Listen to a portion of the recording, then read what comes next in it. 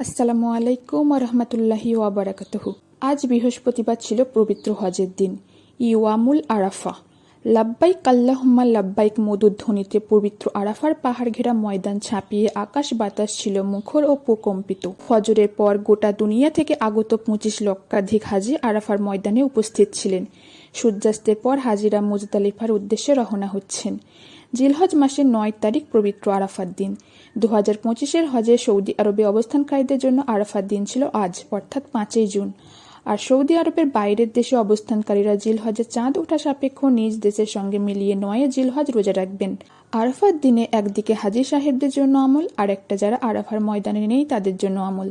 হাজি সাহেব অর্থাৎ যারা আরাফার ময়দানে অবস্থান করেন তাদের জন্য সবচেয়ে শ্রেষ্ঠ দোয়া হলো লা ইলাহা ইল্লাল্লাহু ওয়াহদাহু লা শারিকা লাহ, লাহুল মুলক ওয়া লাহুল হামদ ওয়া হুয়া আলা কুল্লি শাইইন কাদির। অর্থ, আল্লাহ ছাড়া কোনো ইলাহ নেই, তিনি একক, তার কোনো শরিক নেই, রাজত্ব তারই, যাবতীয় প্রশংসা তারই, তিনি সবকিছুর উপর শক্তিমান। এই দোয়াটি বেশি বেশি পড়বেন যারা আরাফার ময়দানে অবস্থান করছেন এবং যারা আরাফার ময়দানে অবস্থান করেননি তারাও। যারা আরাফার ময়দানে নেই তারা আরাফার দিনে অবশ্যই রোজা রাখবেন। যে ব্যক্তি আরাফার দিন রোজা রাখে তার 2 বছরের পাপ রাশি মাফ হয়ে যায়।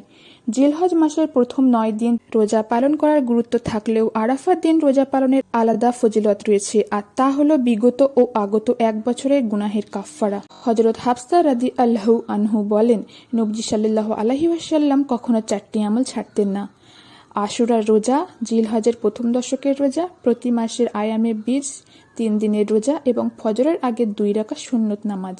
হযরত আয়েশা রাদিয়াল্লাহু আনহা থেকে বর্ণিত হাদিস, নবী সাল্লাল্লাহু আলাইহি ওয়াসাল্লাম বলেন, আরাফার দিনে যে পরিমাণ মানুষকে জাহান্নাম থেকে মুক্তি দেওয়া হয় অন্য কোনো দিন তত পরিমাণ মুক্তি দেওয়া হয় না। সবাই শত্রু থেকে দূরে থাকতে চায়, শত্রুকে পরাস্ত ও ঘায়েল করার পথ খোঁজে। শয়তান মানুষের প্রকাশ্য এবং স্থায়ী শত্রু। মানুষের আমৃত্যু এই শত্রুকে পরাস্ত করার অন্যতম উপায় হলো আরাফার দিনের আমল।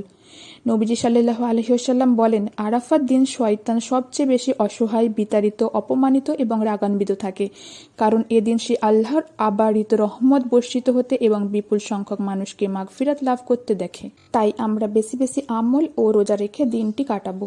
অনেকের মনে প্রশ্ন, শুক্রবারে আরাফার দিন হওয়ার কোনো বিশেষত্ব বা ফজিলত আছে কি না? হ্যাঁ, আছে। যেহেতু জুমার দিন ঈদ এবং আরাফার দিনও ঈদ, সুতরাং 2 ঈদের একত্রিত হওয়াটা কল্যাণকর। জুমার দিনে এমন একটি সময় থাকে যে সময়ে দোয়া কবুল হওয়া সুনিশ্চিত। অধিকাংশ আলেমের মতে সে সময় আসরের পর। আরাফার দিন সেহেতু সর্বোত্তম দিন, তাই অধিক কল্যাণ। জুমার দিন সপ্তাহের সবচেয়ে উত্তম দিন, আরাফার দিনও বছরের সবচেয়ে উত্তম দিন। উত্তম 2টি দিন একত্রিত হয়ে অনেক বেশি মর্যাদাপূর্ণ। নবী সাল্লাল্লাহু আলাইহি ওয়াসাল্লাম বলেছেন, সর্বোত্তম দিন হচ্ছে জুমার দিন। এদিনে আদমকে সৃষ্টি করা হয়েছে, এদিনে তাকে জান্নাতে প্রবেশ করানো হয়েছে, এদিনে তাকে জান্নাত থেকে বের করে দেওয়া হয়েছে এবং এদিনে কিয়ামত সংঘটিত হবে। এদিনে এমন একটি সময় রয়েছে, যদি কোনো মুসলিম বান্দা সে সময় আল্লাহর কাছে ভালো কিছু চাইতে পারে, আল্লাহ তাকে তা দান করেন। জুমার দিনে ও রাতে মুসলমানদের আমল অন্য দিনের তুলনায় বেশি হয়ে থাকে। এমনকি পাপীরাও জুমার দিন ও রাতকে সম্মান করে থাকে এবং মনে করে থাকে এ দিনে যে ব্যক্তি গুনাহ করার স্পর্ধা, আল্লাহ তাকে অবিলম্বে শাস্তি দেন, দেরি করেন না। এটি তাদের নিকট স্বতঃসিদ্ধ। অভিজ্ঞতার মাধ্যমে তারা তা জেনেছে, তা এদিনের মহান মর্যাদা, সম্মান ও আল্লাহর নিকট মনোনীত দিন হওয়ার কারণে। জুমার দিন জান্নাতে কিছু বাড়তি পাওয়ার দিন। এ দিন ও আরাফার দিন যদি মিলিত হয় তাহলে এর বাড়তি মর্যাদা থাকাটাই স্বাভাবিক। আরাফার দিন আল্লাহ তাআলা আমাদের সকলকে আমল করার তৌফিক দান করুন, আমিন। এইরকম সুন্দর সুন্দর ভিডিও পেতে চ্যানেলটি সাবস্ক্রাইব করে পাশে থাকুন এবং ভিডিওটি শেয়ার করে দিন অন্যদেরকে।